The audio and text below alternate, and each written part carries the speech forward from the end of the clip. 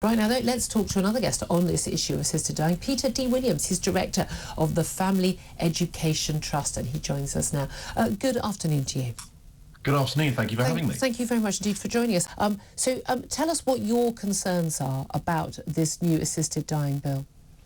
Well, I'm glad that it's been published in the first place, but it means that because we are less than 3 weeks till the actual debate in Parliament, we have less time to consider this, both as public and as legislators, than the time it would take in the bill for someone to apply for assisted suicide. So I think what we need to do is have a very serious discussion about the safeguards that exist here, which unfortunately are nothing new and nothing surprising. They've been considered before by countless legislatures, including the House of Commons several times, and rejected them. The idea that there would be two doctors to say whether or not somebody has mental capacity, whether someone has a settled wish. Well, the problem with that is that how would a doctor within 3 weeks know that an individual is not being at least subtly pressured by their family, by their caregivers, by the medical establishment? I mean, there are a lot of doctors in hospitals who, very frankly, would have an attitude, I think, eventually, that we need to free up a bed. You know, the NHS is under extreme strain. So how would you know that that kind of pressure, which undermines autonomy, people in this situation are in a situation whereby they have radically reduced autonomy because of their physical and mental condition, how do you know that that's not happening rather than someone making a free choice? Well, the answer is you don't. And when we've had other structures, such as, for example, another issue, the abortion issue, you have two doctors there, and that was meant to be a very limited bill in the Abortion Act 1966. What we have is abortion on demand functioning. So if that's going to be the case, that's not really a safeguard to protect people who might be under really quite profound stress and pressure, and therefore not making a free choice at all. So the idea of autonomy within this is hugely problematized by the kind of things that are going on. I mean, I share a lot of your concerns about sort of a slippery slope on this, and we've seen this go that way in many American states and in many countries. People citing Canada as an example. Caller earlier pointing out, you know, homeless people, falling on bad times, saying, life's not worth living. My thing here is, I know that seeing members of my own family and seeing people, I'm visiting, an elderly relative in a care home and seeing the state of some people in there now, they may view that their lives are worthwhile. That's entirely up to them. And I may, in that scenario, view that my life is worthwhile, but I may not.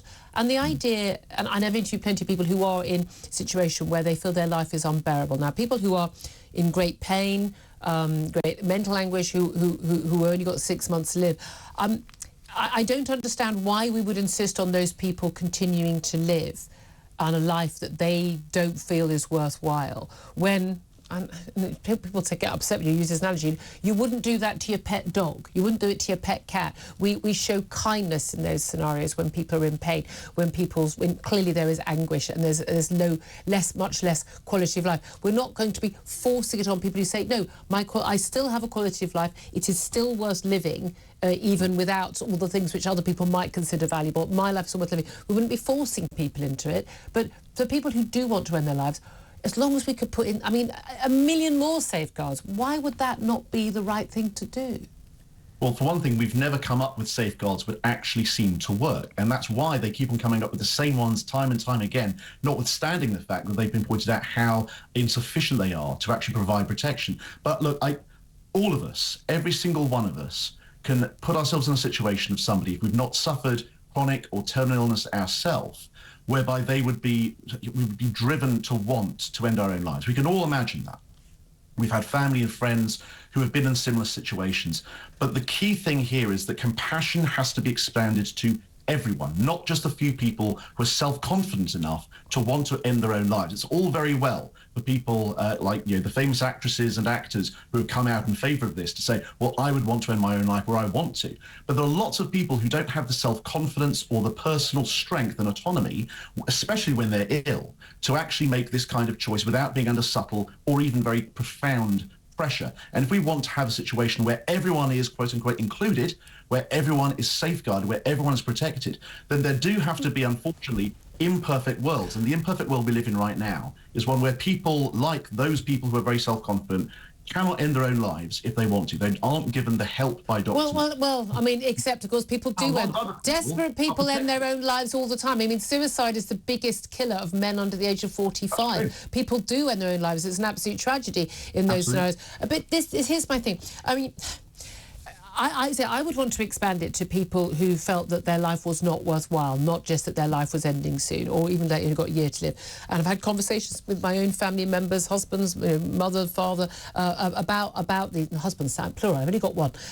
About what life would be of value to us and what it wouldn't. Now we may change our minds in future, and a lot of people do.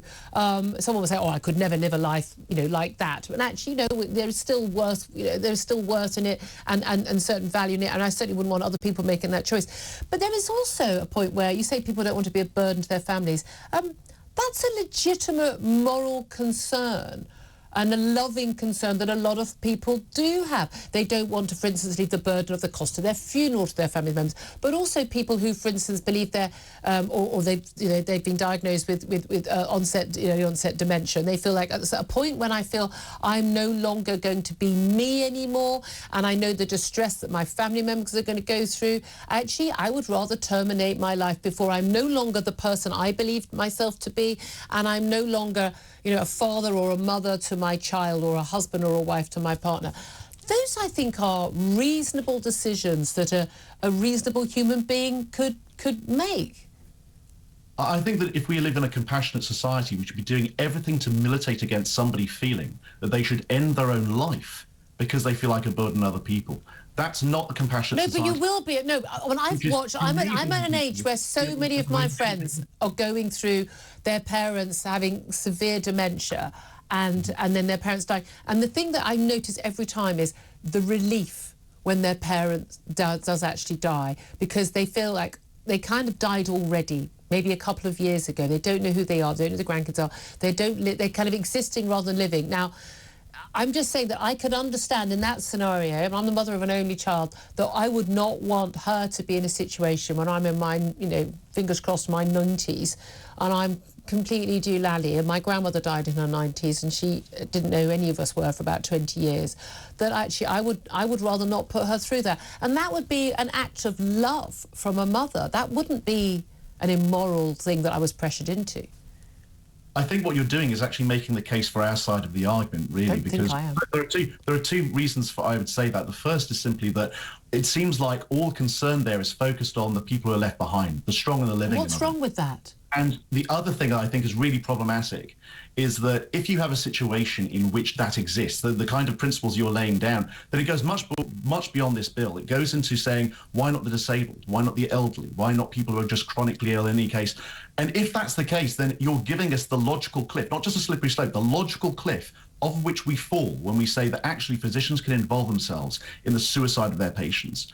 And that's a society which would be so easily abused to hurt people who are just, they may want to still on keep on living, but instead they're given the subtle pressures of a medical system that is limited, or family who are just frustrated with how long this person's taking to die, or any number of other things that are actually really about making sure that people who are strong in the living are really giving a real... I understand all those concerns. I think those are all legitimate. There must be somewhere between...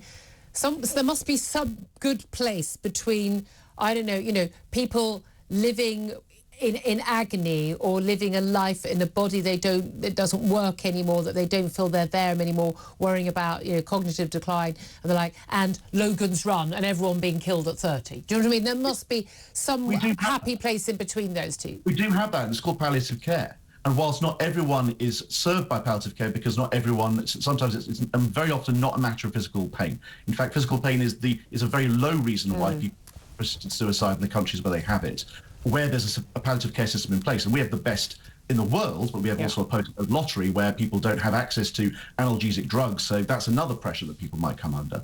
But irrespective, palliative care is the answer. So if we really want to have a situation where people are no longer feeling like they need to end their lives, we need to have a stronger approach to palliative care, not one where we say, actually, we'll enable you to end your own life rather than give you the care that you need. OK, really interesting to talk to you. Peter D. Williams, Director of the Family Education Trust.